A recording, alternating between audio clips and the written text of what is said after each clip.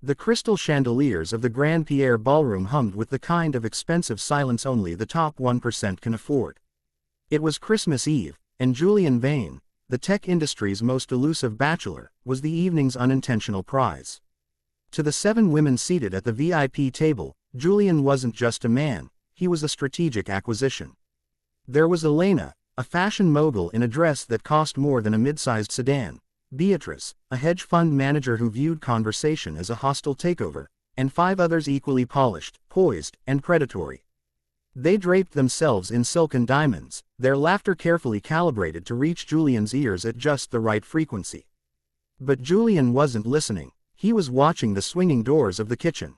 The unseen chaos. Behind those doors, Clara was drowning. While the guests celebrated the season of giving, Clara was giving everything she had left, which wasn't much.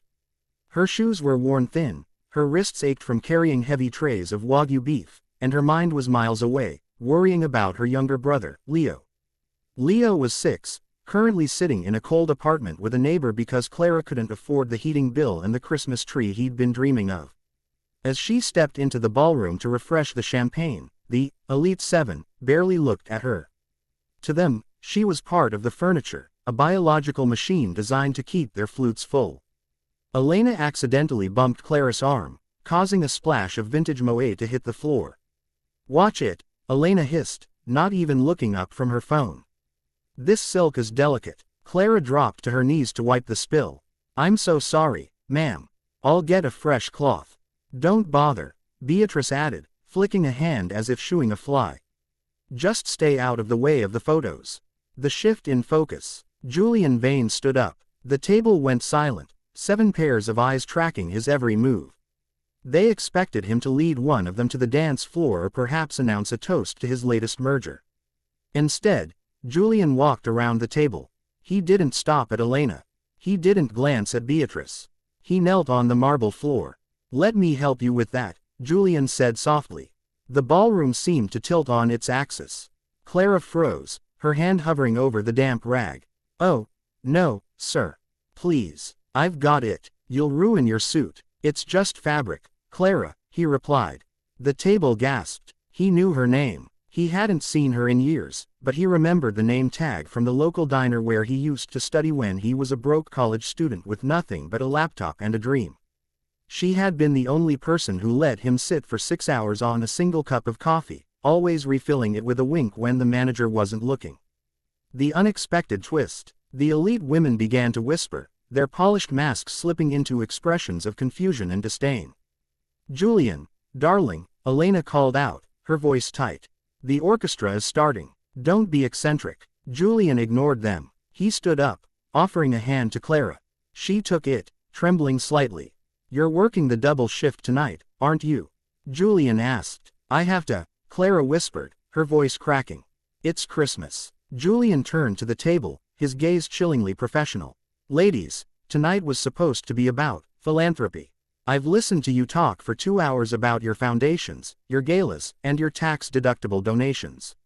But not one of you saw the human being standing right in front of you." He reached into his breast pocket and pulled out a small, unassuming envelope. He didn't hand it to a charity director. He handed it to Clara. "What is this?" she asked, her heart hammering. "A thank you," Julian said. "For the coffee 8 years ago, and for the heater, the tree, and the medical school fund Leo is going to need one day. Consider it an investment in someone who actually knows the value of a person." The emotional climax. Clara opened the envelope. It wasn't a check, it was a deed. A deed to the very diner she had worked at years ago, which Julian had secretly purchased when he heard it was going into foreclosure.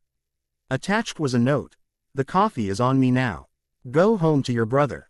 The ballroom was silent. The 7 women looked at their diamonds, which suddenly seemed like pieces of cold glass. The power in the room hadn't shifted because of money, it had shifted because of a moment of pure, unadorned humanity. Clara looked at Julian, tears streaming down her face, blurring the lights of the expensive room. "Why me?" Julian smiled, a genuine, tired smile that he hadn't shown all night. "Because in a room full of people trying to be seen, you were the only one who actually saw people." He signaled to the head of staff. "The lady is finished for the night." And her car is waiting outside. As Clara walked out of the Grand Pierre, she didn't look like a waitress anymore. She looked like a woman who had finally been found. Julian watched her go, then turned back to the table of elite women.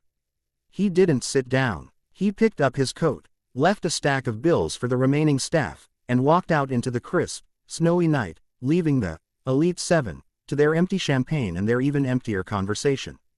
Would you like me to expand on the conversation between Julian and Clara from their past to add more depth to their connection?